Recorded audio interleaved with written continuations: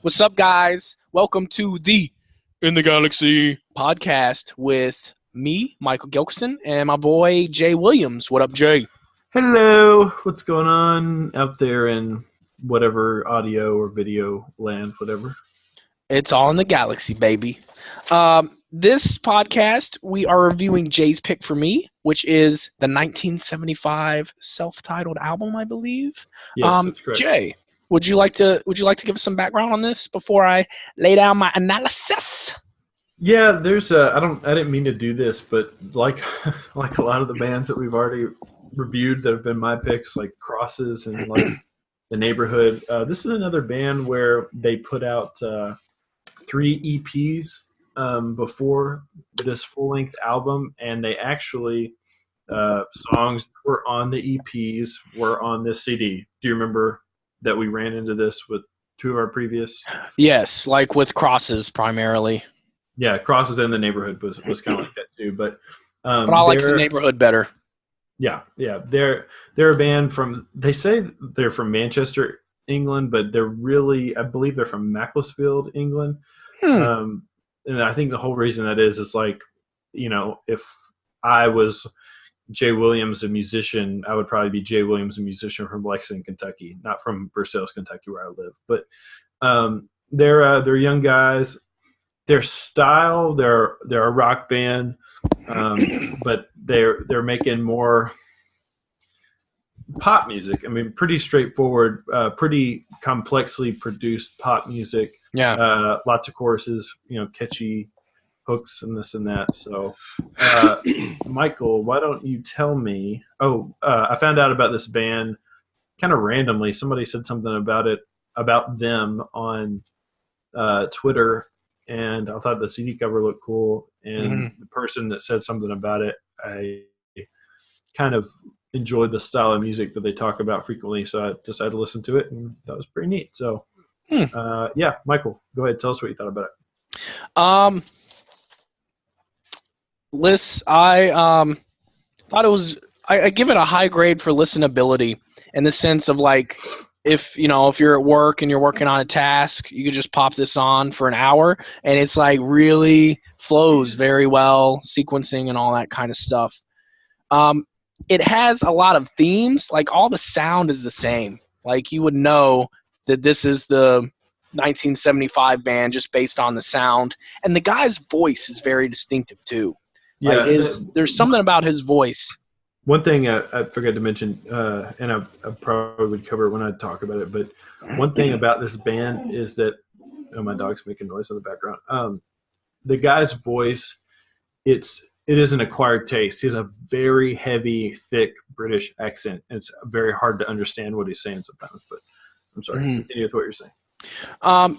Yeah. So honestly, the mood that I got when I listened to this was I felt like it needs to be the soundtrack for the Breakfast Club sequel. It's got like very much an 80s feel to it, Very but not 80s like an influence. 80s, not like an 80s feel to it, but like a 2014 80s feel to it. Like it just makes me want to watch The Breakfast Club, Pretty in Pink, Say Anything, like all those 80s movies that you just love. It's just like, man, yeah, yeah, I want to go back to those days, like when I was born in the 80s when the teenagers were like when Robert Downey Jr. was like 17 and cool, and you're just like, he hadn't been an Iron Man yet, and it's just like, man, I just want to go back and watch those movies because there was very rare kind of those early 90s ones. Like Can't Hardly Wait was kind of a movie that I felt needed to be a little bit more. It could be an 80s movie, but it's in the 90s, if that makes sense. It fits that genre. But I mean, this album just made me want to binge watch 80s movies. Like, it just has that 80s feel to it. Some of my favorite songs are the one You. It's just a very chill song. You isn't on the CD. Oh, it's not? No, it's a different song from them. It's on their EP. Oh, okay. Okay. That's okay. I'm just going to go ahead and throw it out there. My prep for this album wasn't as in-depth as my prep for The Neighborhood on the last podcast. That's okay. So I'm just being honest to my Galaxyland viewers. It's all right. That's cool. No, that's cool. Yeah. That's a good song. I liked I have to be careful how I phrase this. I know what you're about to say. Go ahead. I like the song "Sex." but actual, never mind. Yeah, I almost said I really love sex. It's one of the best things about the album, and Yeah. it's just like, dude, what are you talking about the album or Yeah. no? So there's this song called "Sex," and it's got a say anything feel to it. Like it could be one of the Like the club. movie or the band Say Anything? You didn't even know there was a band called Say Anything, No, did you? I did not. No, Okay. I had no clue. I just know the John Cusack movie. I watched it on Netflix a while back, and I'm just like, man, this is a good movie. Because, I mean, they kind of dive into the leading male-female thing, like, really early. I hate that Like, movie. you hate it? I hate it because Because the boombox? in a class that we both, that's a very iconic song. Oh, yeah. In the class that we both had together in high school, Mr. Roof's Dan Roof. film class, we Are you friends with him on completely- Facebook? Maybe something we could talk about later. But Okay. not that there's anything weird about it. Just no, I'm not. But it's a weird question to ask while we're Oh, talking sorry. to the people of the world. But anyways, we overanalyzed so many movies in that class, and this Yeah. movie in particular, which isn't even really that deep of a fucking movie, and it's not even like, I mean, boy falls in love with girl, they break up, and he tries to get her back. I can tell you many movies that are like that. I just feel like maybe that movie spoke to him when he was in high school, and he Right? had hair and like all kinds of other stuff. God, dude. So, that is not something you should say on a podcast. it's okay. I'll say what I want. But yeah. Anyways, so sorry. Go anything. Remind you to Say Anything. And what the song "Sex." Yes. the song. Sex reminds you of Say Anything. This is just off the rails, and I love it. Just like Yeah. Sex, the song.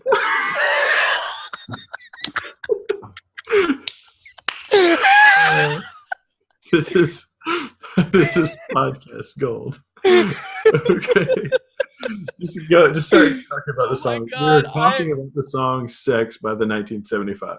I would Please just like to continue. stop and celebrate that I made you laugh really hard because that hasn't happened too often in our podcast.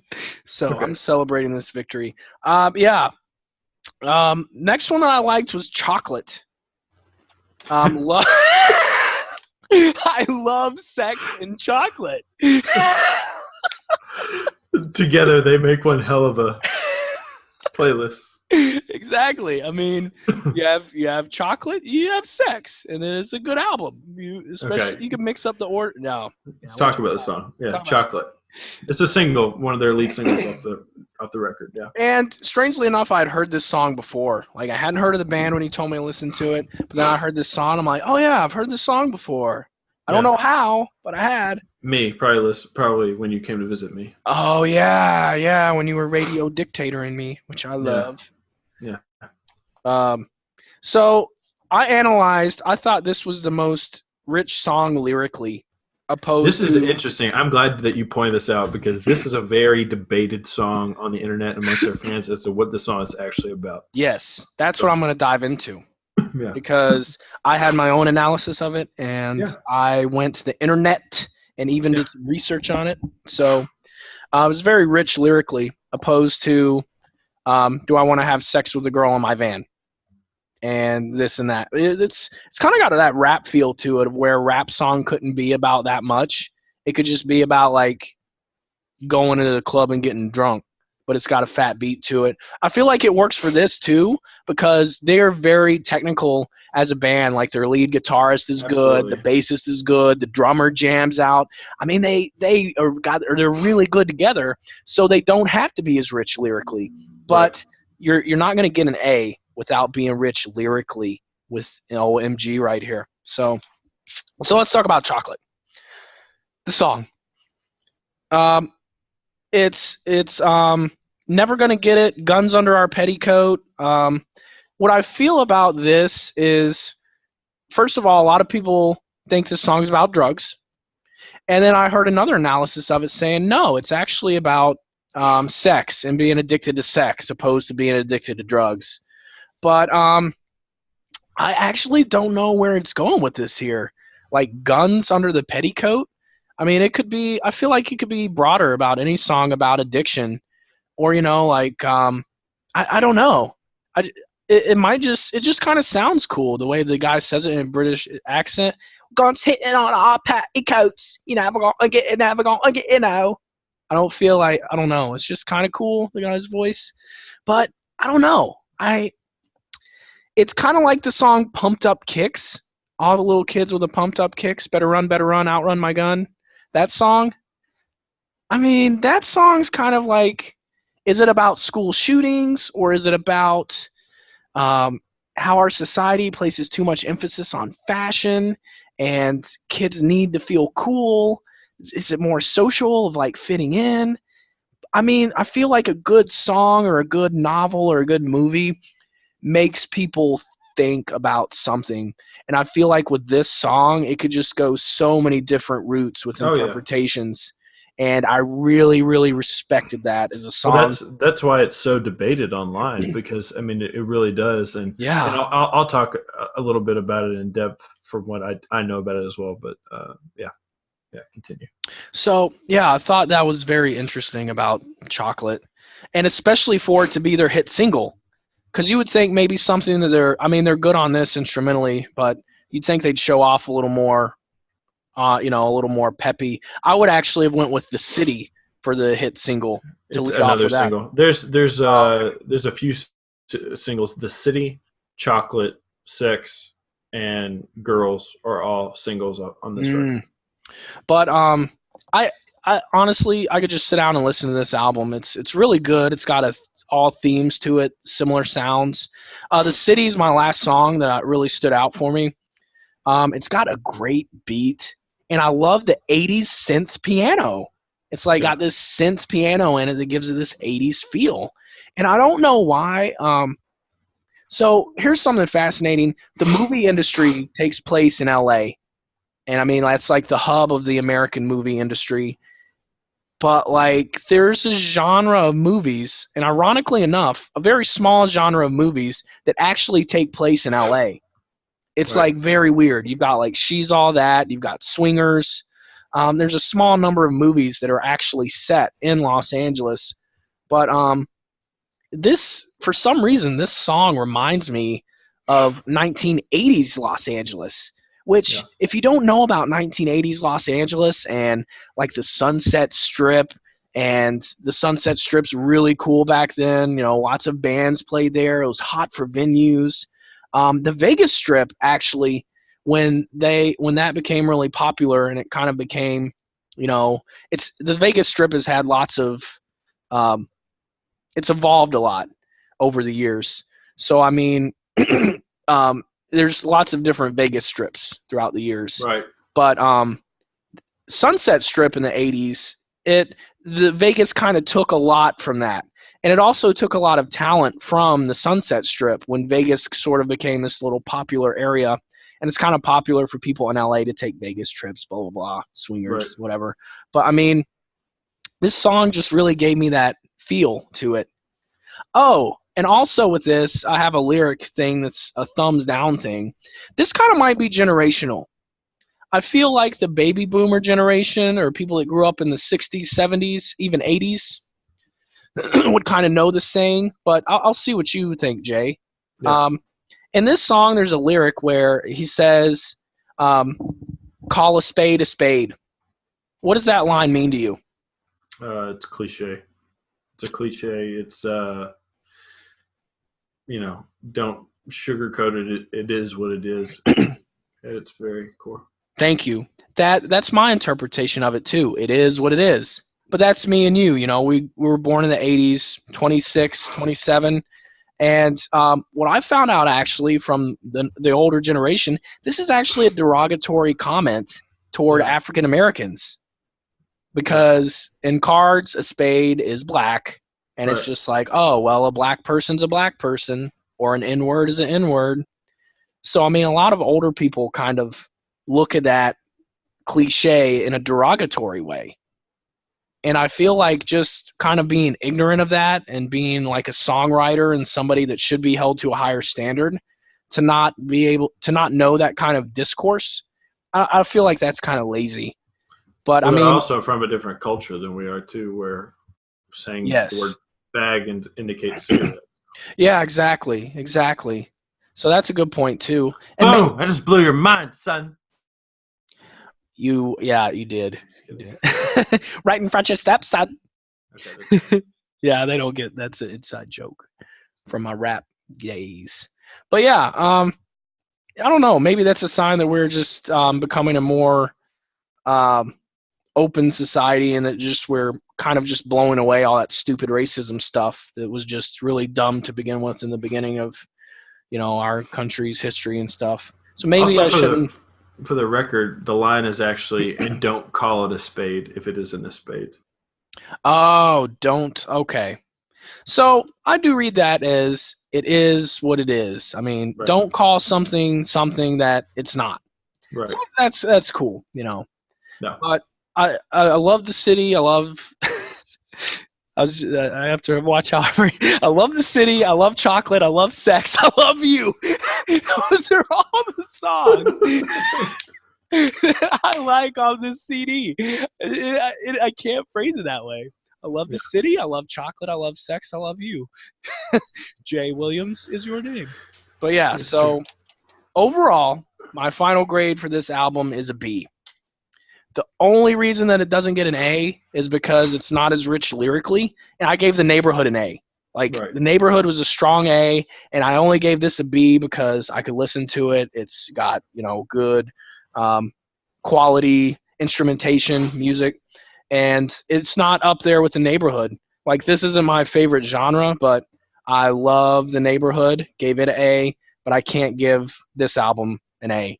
But it Yeah. gets a B, which is still good in old Gilky Way Galaxy's book. Cool. It's my turn. It's your turn, brother.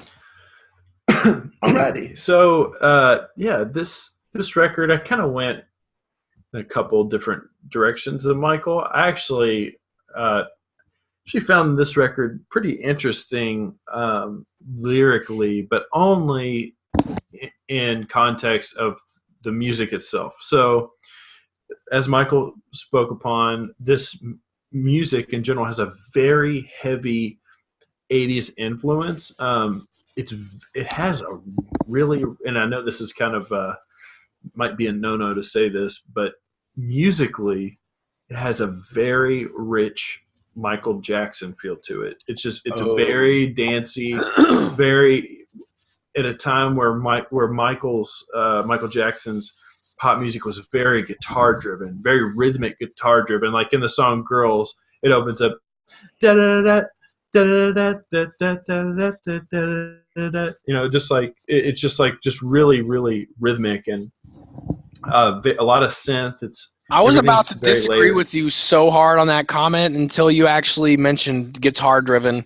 Yeah, I'll allow that because I believe it's Arianti that was supposed to do the lead guitar on the This Is It tour, yeah. and she killed it on the guitar. So, okay, proceed. Well, go back. I challenge you,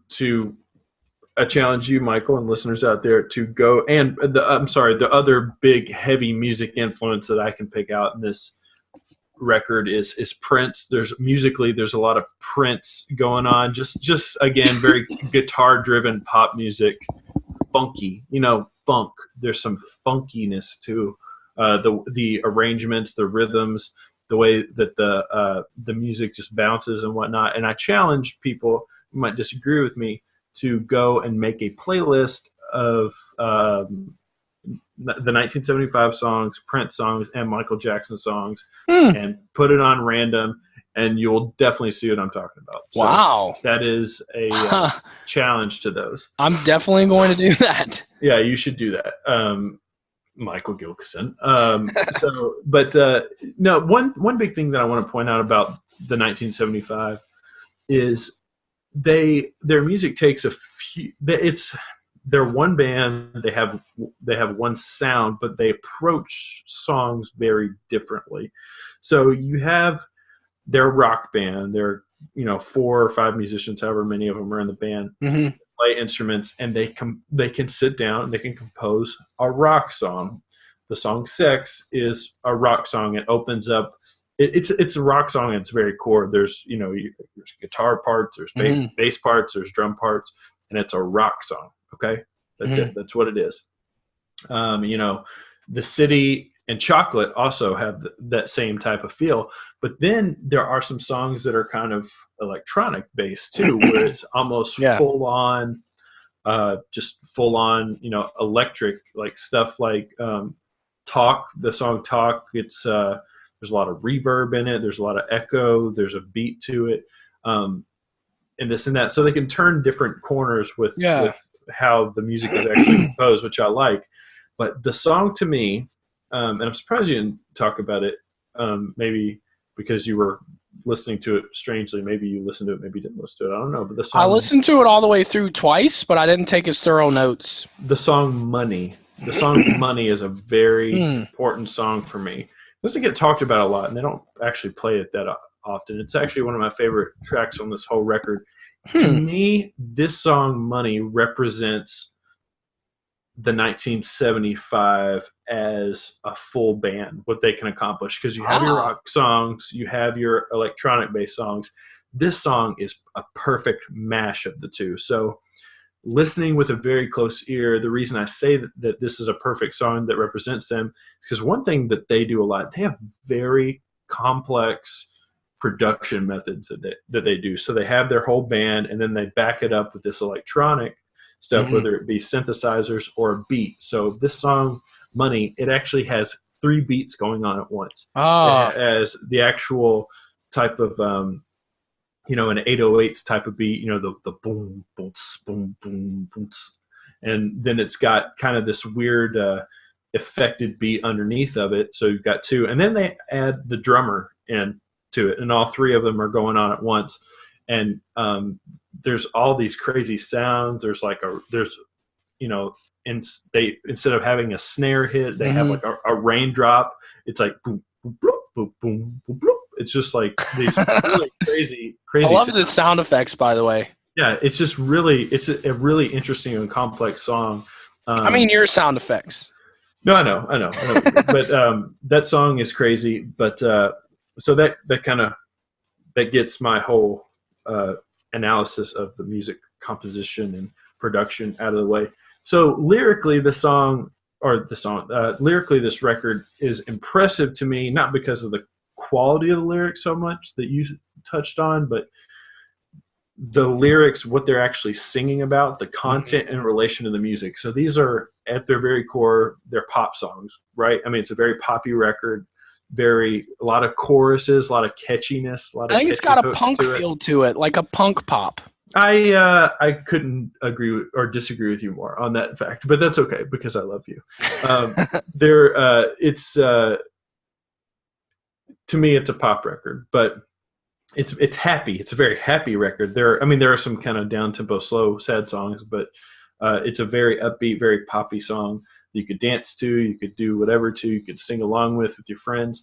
But if people knew what they were singing about in some of these songs, the pop feel to it, the happy feel to it, doesn't always match exactly what they're talking about. So, in the song Money, there's a lot of focus on youth and growing up in this record, but there's the song Money, it's very dancey, but it has this it talks about drug addiction and drug overdosing and maybe some heroin usage going on in it. Drink slow to feed the nose. He likes to, I remember that. Yeah, he likes to get blown, which you could take that in a million different ways. Just 2, like oral sex and cocaine. Tabs with unlimited O's. That's that could be tabs of mescaline. That could be tabs of whatever.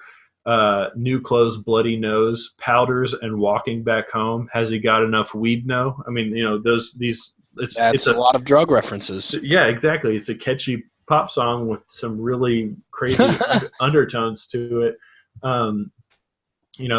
The song The City, that's a pretty straightforward song. But that's another thing, too. As poppy as this record is, there's a lot of cursing. They say fuck a lot. They do. That very much pulls me out of the Breakfast Club mood. Yeah, I like it. I like it, man. I like it. It's a different approach to it. Something that I didn't see coming. The song "Sex" is as good and kind of fun. It's kind of anthemic, you know. It's a Hmm. song about hoping that this girl who has a boyfriend maybe wants to get with you. You know what I mean? You know, and now we're just outside of town, and you're making your way down. She's got a boyfriend anyway. She's got a boyfriend anyway. You know what I mean? It's just like uh, stuff like there's only minutes before I drop you off. All we seem to do is talk about sex, but she's got a boyfriend anyway. You know, just there's just some crazy context going on here. Uh, let's see what else. Argued the city. Yeah, so the song "Chocolate." Here's my take on it. Um, Lots of drug references again in this song. You know, I've heard an interview with the band where they say that there are different ways to approach it because chocolate, the idea of chocolate in England, it's a slang term for weed, for marijuana, and Ah, you know, edible marijuana, like I don't know. chocolate. It just it's chocolate, you know, whatever it is. Mm. You know, I've also seen different ways this lyric is written down. The opening lyric, I've heard he says, "Hey now, I call it a spliff because I know that you Hmm. will." And then, but I'm reading this one here where he says, "Hey now, I call it a split that you know because I know that you will." But that's ridiculous. That's whatever. Yeah. That's, But it's I've also heard that the song is kind of about addiction. Just in general, you know, we're never gonna quit it. No, no, we're never gonna quit it. No, yeah. um, the the whole guns hidden under the petticoat, dressed black and head to toe, that type of stuff is all referenced in youth and kind of Hmm. you know being bad and doing bad things. Let's see what else in this song. Yeah, you know, it's an interesting song. There's a lot of as poppy as it is, and as catchy as it is, and as fun as it is. This is a very fun record. I There's some agree. interesting content going on. So just moving on just a little bit. I got really two more songs I want to talk about. There's some songs. First of all, there's a lot of what I call throwaway songs. The opening Yeah. track on this record is called the 1975, and it's pretty much just an intro song. I don't like it when bands do that. I don't like it when bands just do like an intro, and it's just like some weird reverby thing that they're Hmm. doing. It's not even really a song. There's about three or four of those on this record. Um, but then there's some kind of kitschy songs too, where they're kind of hokey. I think the song "Girls" is like that. Pressure, the song "Pressure" has a very A lot of one-liner names. yeah, they pretty much all are except for a few. But the song "Pressure" almost has like a Phil Collins type of feel. You know, the change in pressure. It's just like kind of got a Phil Collins theme. But the song "Robbers" I really like. It's one of their kind of more rock songs.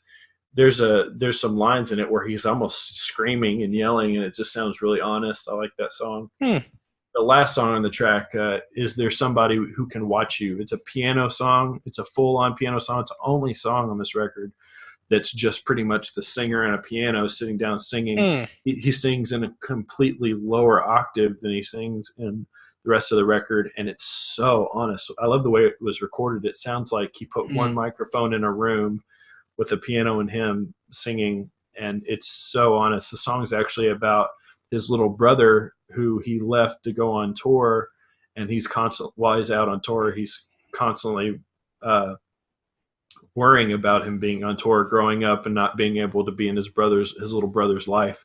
And in fact, Hmm. there's lines where I go home to wash my clothes, and like then he leaves again pretty much, and you know how that's affecting him. So as fun, as catchy, and as you know poppy as this record is, there's some really kind of deep subject matter, and I like it. I like this record. I like that it is fun. I would like to see a little bit more from the band. I'd like to see them get out of their comfort zone a little bit and try some different stuff. But I know that they're capable of that. But I give the record a B plus actually, just Hmm. because there's some kind of cheesy moments on here, and I agree they probably could be a little bit more thoughtful lyrically. But Hmm. I don't know. I appreciate you listening to it. Hopefully, people out there liked it or didn't like it? That's I good. loved listening to it. I thought it was great. I'm gonna go back and listen to or I'm gonna compile that Prince, Michael Jackson, and 1975 1975. playlist. Yeah. Yeah, Um, that's interesting when you do yeah. stuff like that to go back and kind of compare it to all that stuff. So, Well, hey, thanks for picking this out for me, Jay. I really no appreciate it. problem. I You want enjoyed to know what listening to it. you want to know what you have next? I would love to know what I have All right, next. hang on. I gotta get it real quick. Hang on. Yeah, and I just realized something else is that with this song list, another joke I could have made on the spot was the songs. There's a song called Sex and a song called The City. I could have said, I love sex and the city. Yeah, And that would have been a Sarah Jessica Parker reference. So the record I'm going to do for you next week, which you're kind of familiar with this artist, I believe that you are, and you know that I like this band a lot. But do you know what this is? Oh, I have no idea. It looks like a grandmother painting. Bon Iver's self-titled record. Oh, no way. Yeah, so No I way. know I've heard Michael. of Bon Iver. I have. Michael being a big Kanye West fan, Justin Vernon, the singer, kind of brainchild behind Bon Iver. Michael loves. I would say you love his parts in Kanye songs. I do, even though they're like raunchy and nasty. I kind of love that about his songs. Yeah, he's the whitest looking person you'll ever know, but he's got some soul, man. Yeah, he does. Soul in his voice. One of the most talented musicians that I think in our generation. His songwriting capabilities, and he plays like just about every instrument you can think of, and he pretty much does everything. This record is compiled of a lot of stuff, a lot of sounds you will hear. You could listen to this record 10 times and not pick out every single sound that's in this record, but I know you'll like it because there's some band instruments, some tubas and trumpets and stuff like that in it, and I think you'll enjoy it. So. Is that the first album, the first Bon Iver album? The second Bon Iver album. Okay. He won a Grammy for this album. Cool. For best song, and yeah, it's just there's a little bit more to it than the first record. So cool. Well, thanks. I look forward to listening to it. Yeah. That's all we got for this episode. I'm excited to listen to this album, and we will catch you next time in the galaxy. Yeah. Take care, guys. Bye. Yep. See ya.